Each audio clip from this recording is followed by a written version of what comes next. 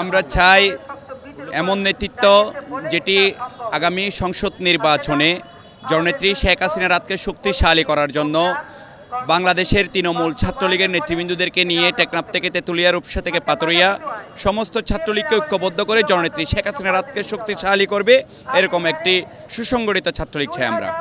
আসলে ছাত্রলীগ একটা বিশাল সংগঠন, সেখানে ভুল ত্রুটি থাকবে, সেগুলো আমরা অতীতগুলো পিছনে পেলে আমরা সামনে যে আমাদের দুজন নেতৃত্ব আসবে ওনাদের নেতৃত্বে আমরা চাই বাংলাদেশ ছাত্রলীগ একটি ঐক্যবদ্ধ ছাত্র সংগঠন এবং সুসংগঠিত একটি ছাত্র সংগঠন হিসাবে দেশনেত্রী আমাদের জননেত্রী শেখ হাসিনার হাতকে শক্তিশালী করবে। আমরা ছাত্রলীগ সবসময় মাঠে বদ্ধপরিকরভাবে আছি জননেত্রী শেখ হাসিনার নেতৃত্বে।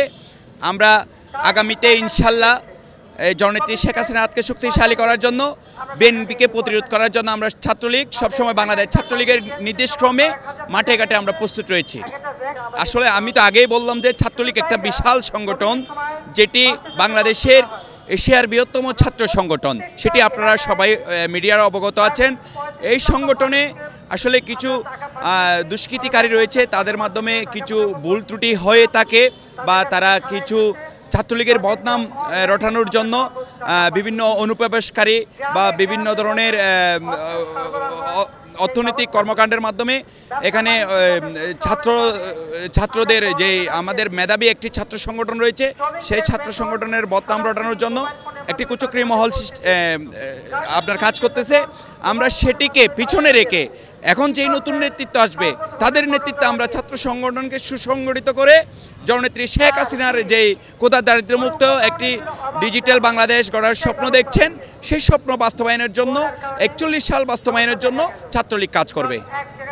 আমরা ছাত্রদের অধিকার আদায় করার জন্য আমাদের যে আপনি জানেন ছাত্রলীগের একটি ইতিহাস ঐতিহ্য রয়েছে।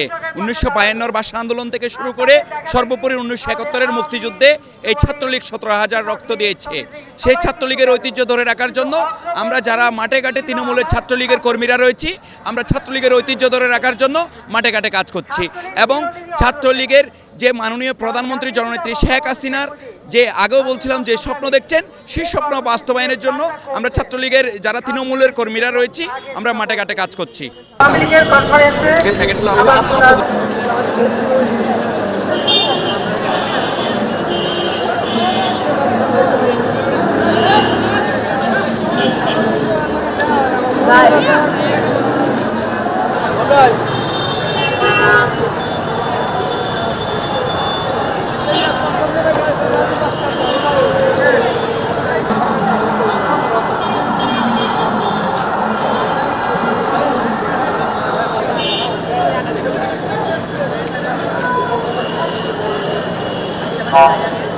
সংবাদ, ফিচার ও অনুষ্ঠানের জন্য ভিজিট করুন সংবাদ প্রকাশের ওয়েবসাইট এবং যুক্ত থাকুন ফেসবুক পেজ ও ইউটিউব চ্যানেলের সঙ্গে।